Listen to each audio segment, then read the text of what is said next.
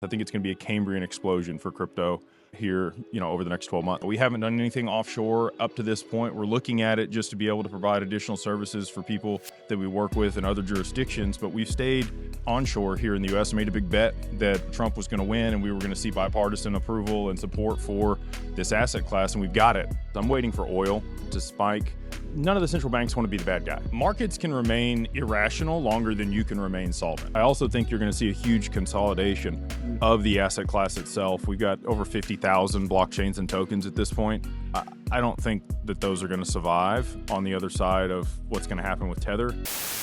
What's going on, family and friends? We are here at the Ritz Carlton of Laguna, Niguel, and I've got my dear friend Jake Claver, the man that's at the helm of so many disruptive companies, and he's going to be speaking at the Opal group just a little bit later today. And so, Jake, I appreciate you joining me today, sir. For those in the audience that aren't able to attend the Opal group conference, what's going to be your key messaging today? So we're going to talk about tokenization of real-world assets effectively here today. Obviously, discussing what we do for family offices. We have a multifamily office. We have a hedge fund.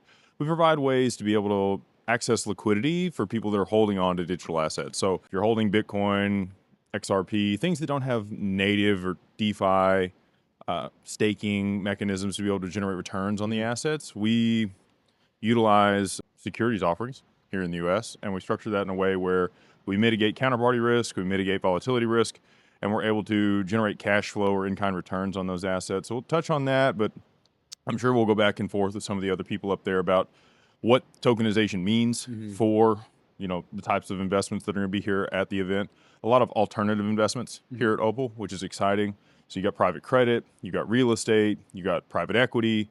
I mean, anything and everything seems to be here today. So really excited to see what all we have up there on the panel with me and what all we get into. Kudos to you, Jake. I'm looking forward to it. I'll be sitting right up front, so expect my grin when you're up there. Well, I appreciate that, man. Absolutely. Now, as we approach and turn into 2026, we've just experienced in 2025 the passing of the Genius Act. We've got the Clarity Act on the fringe and some others.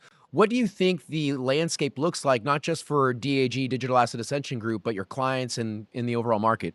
Yeah, so 2026 is going to be a pivotal year for digital assets and the actual adoption of this technology, right? There's been a lot of conjecture. We've had securitized, tokenized some funds, but there's really no liquidity. Like, what is the benefit of tokenization? Everybody's been trying to create a market, but now that we have the proliferation of stablecoins through the Genius Act and all of those that are going to come to pass here, I think you're going to see a lot of more liquidity move into the market and a lot more appetite for these alternative investments that have been tokenized. With the Clarity Act coming around, we don't know if these are securities or commodities or currencies. What are they, right? We have a few assets that have full regulatory clarity here in the US with Bitcoin, Ethereum, and XRP being listed on the commodities exchange with Binomial here today, which is awesome. But outside of that, everybody's still skeptical and they don't quite understand how these things are going to be taxed or what the implications of holding them are.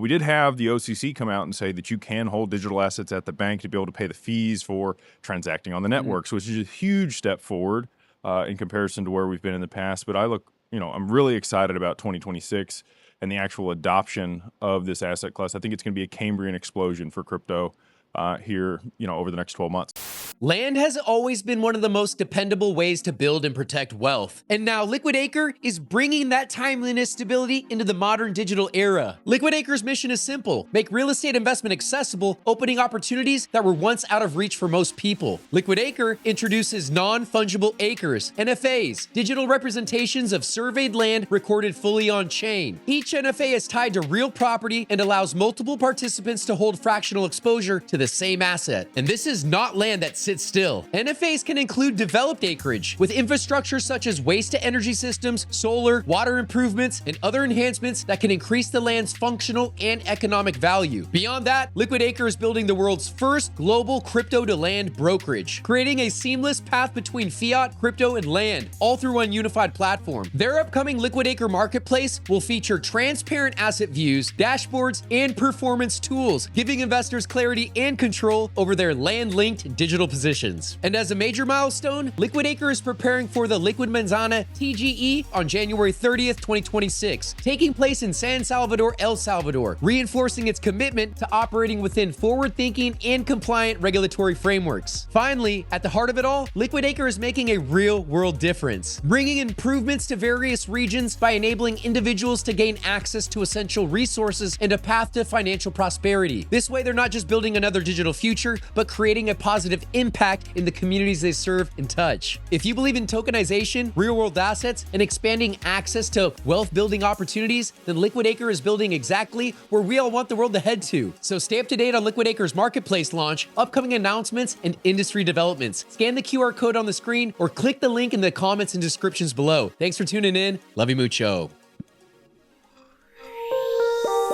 LiquidAcre.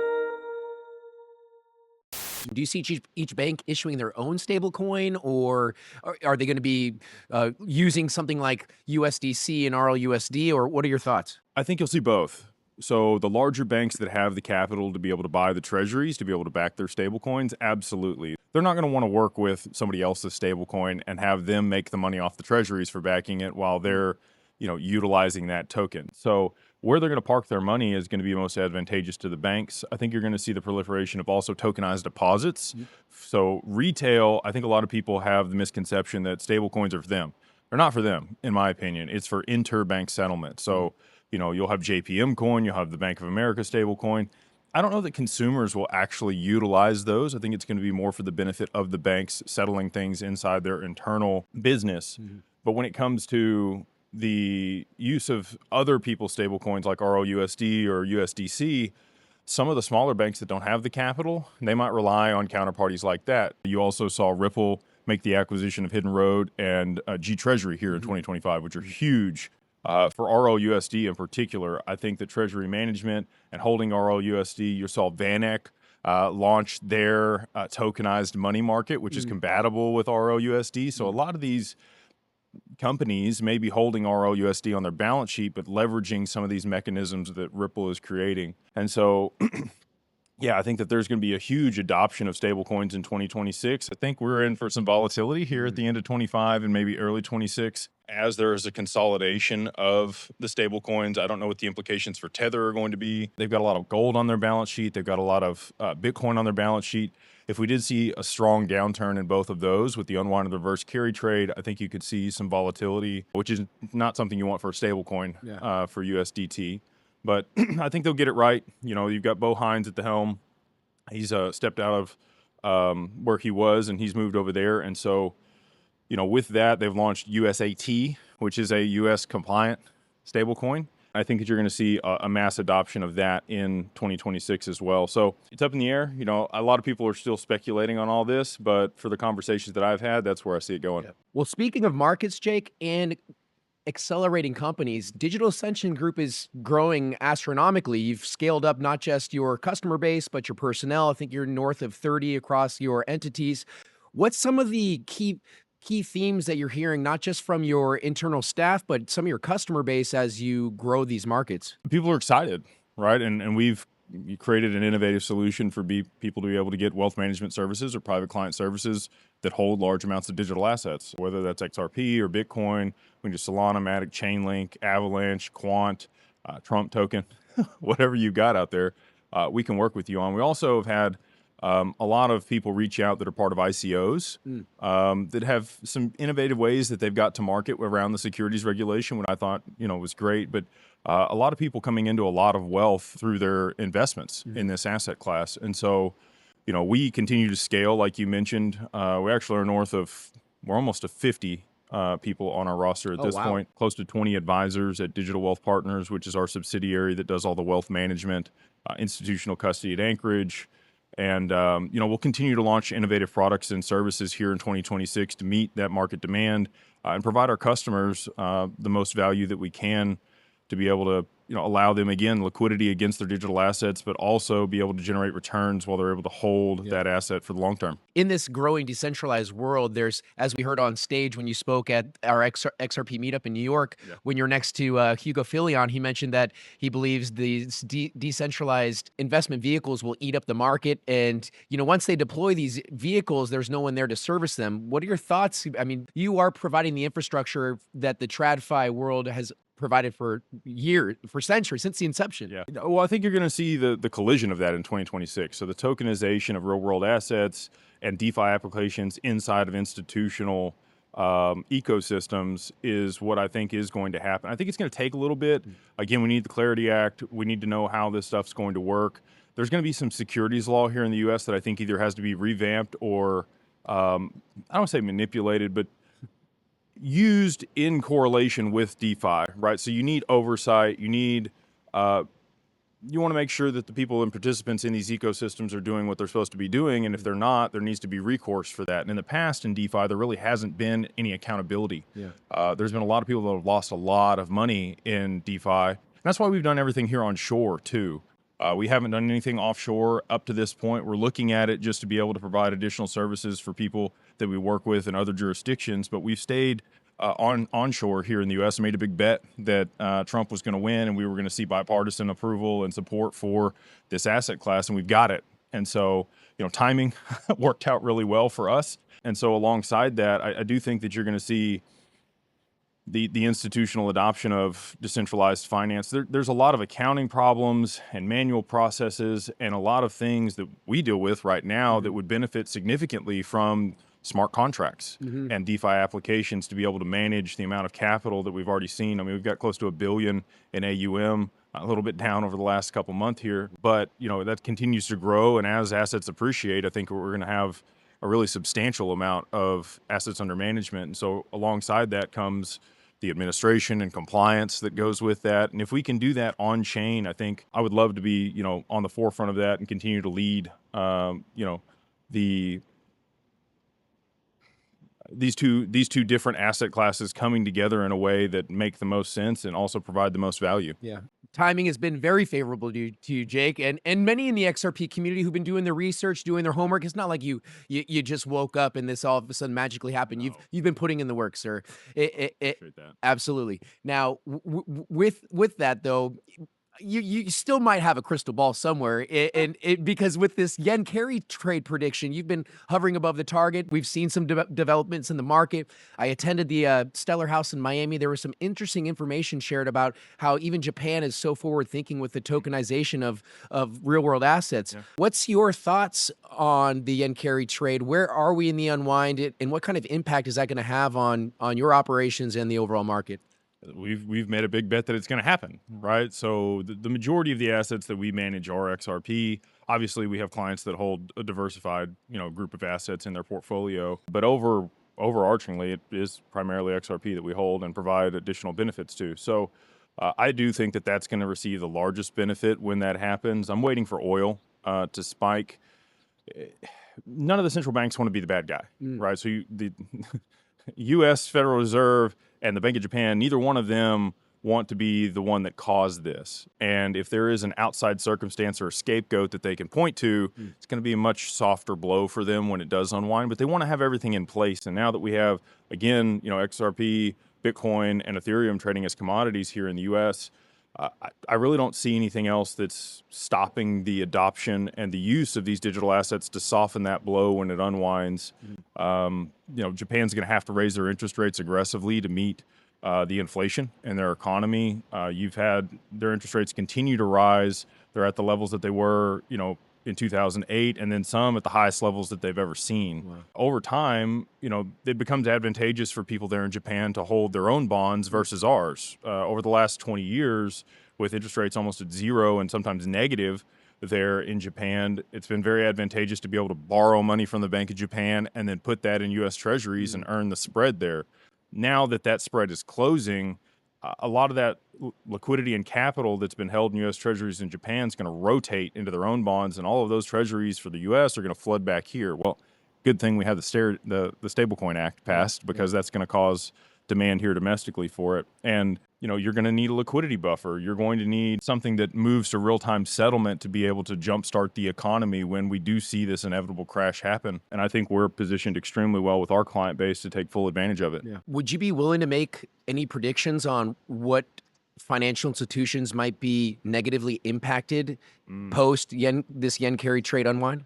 There's a lot of people with a lot of leverage, right? So you've got pretty much anybody that could borrow money from the Bank of Japan has. It's tens of trillions of dollars that are locked up in the stock market, real estate, gold, crypto, any asset that you could put money into and generate a return. They've done it with that free money effectively that they borrowed from the Bank of Japan. So you've already got investment banks with huge unrealized losses on their balance sheet. I think that, anybody that has large allocations, to markets that they've leveraged that yen for it's going to be a problem. Even Warren Buffett. So, Buffett's got $400 billion worth of treasuries on the sideline. He actually had a really good trade. I think he's out of it at this point, but he borrowed $10 billion in yen from the Bank of Japan, and he put it into a corporation there in Japan that was paying an 8% dividend. And then that doubled over the next 5-10 years, and he was able to de-risk, take his money back out, pay off the loan, and receive those dividends the whole period. So it's been very lucrative for those that have leveraged it the right way. But if people, are still out there swimming, I think that tide's going to get sucked out, and we're going to see who, is swimming without their shorts. Yeah. Hopefully, they're not swimming in this cold water behind us with those shorts, because this is a definitely 4-3 wintertime wetsuit water. I know from experience. I surfed yesterday. Anyways, Jake, switching back to you. You are the focus here.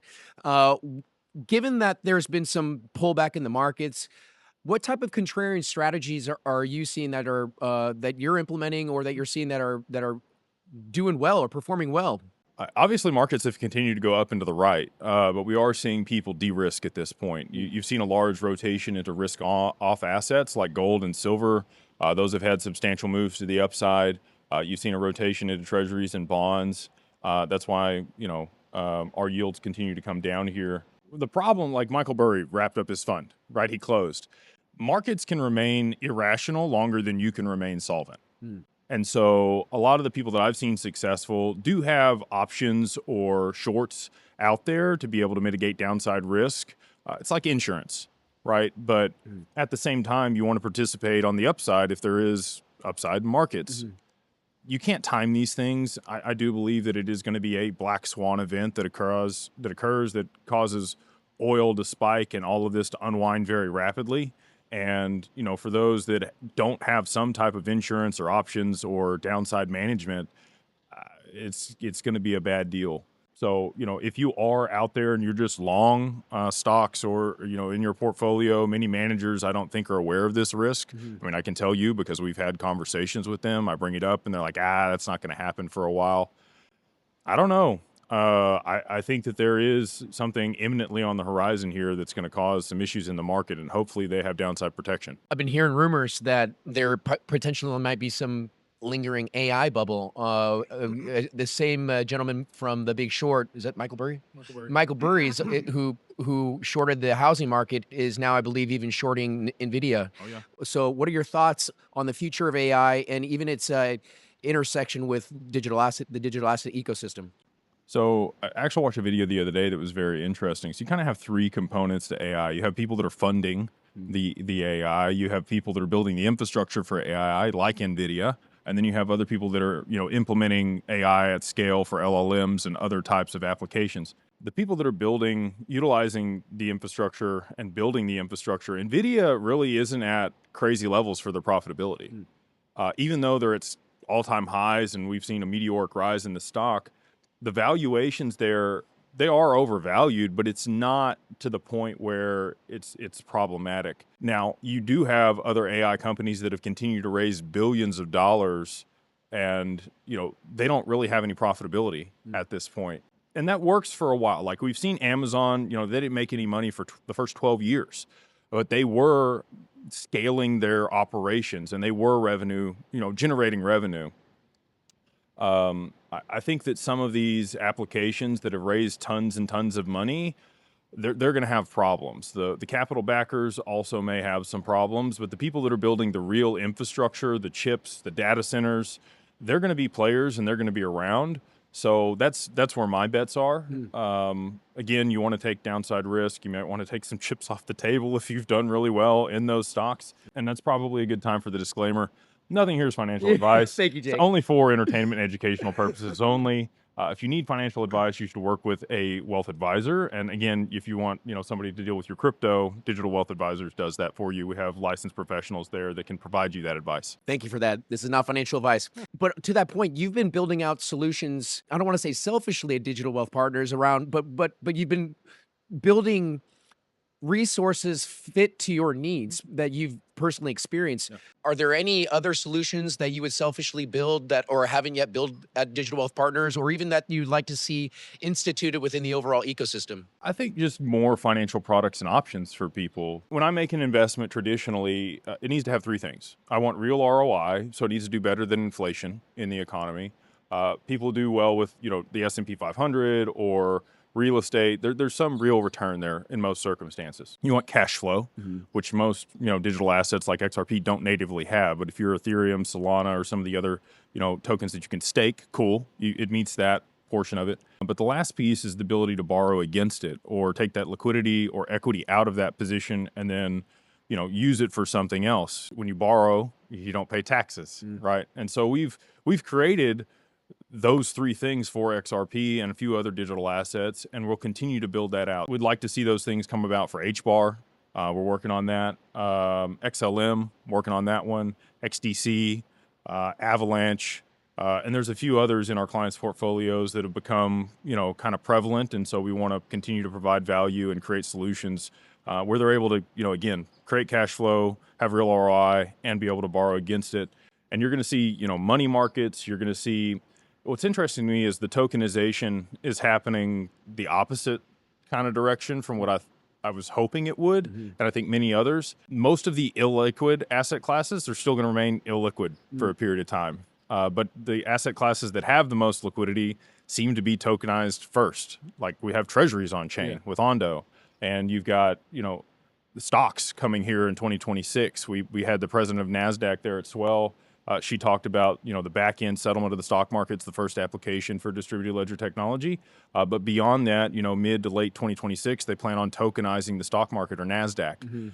That's super liquid, right? So I think, much of the promise of this technology is unlocking liquidity in illiquid assets that's going to take probably another 2 or 3 years before we see the real maturation of that, and maybe even out to 2030. Yeah. Any bold predictions? Before I let you go, Jake, what does 2030 look like for a company like Ripple Labs or digital asset XRP? Would you be willing to opine? Like I said, 2026, I think, is the year of the Cambrian Explosion, and we're going to see a meteoric rise in specific networks. I also think you're going to see a huge consolidation of the asset class itself. We've got over 50,000 blockchains and tokens at this point. I don't think that those are going to survive on the other side of what's going to happen with Tether. And, it might truncate that down to 50 to 100 networks that survive over the long term. You saw that with the .com bubble, right? Like there was a huge proliferation of anything that had .com at the end. People were throwing money around. And then after 2001, there was a huge consolidation. And the winners, the ones that were really going to be around, did really, really well over the long term. I think you're going to see the same thing for these digital assets. And we're excited to be a part of that and, continue to create value in the ecosystem and work with cool people to do cool things. If there's a Cambrian explosion for the market, I can only imagine what kind of impact it's going to have for Digital Ascension Group, your customers, and those that are just participating in this high growth potential ecosystem, not financial advice. Jake, thank you for sharing your time with me, and I'll be sure to copy all the links to all of the companies that you're at the helm of in the comments and description below. Make sure you're following this man. He's world-renowned, world-famous. I mean, we were at dinner at Ritz Carlton, and people were coming up and shaking his hand, saying, Jake. So anyways, hey, appreciate you sharing your time with me, and have a great time in Laguna to go. Thank you for having me, Ray.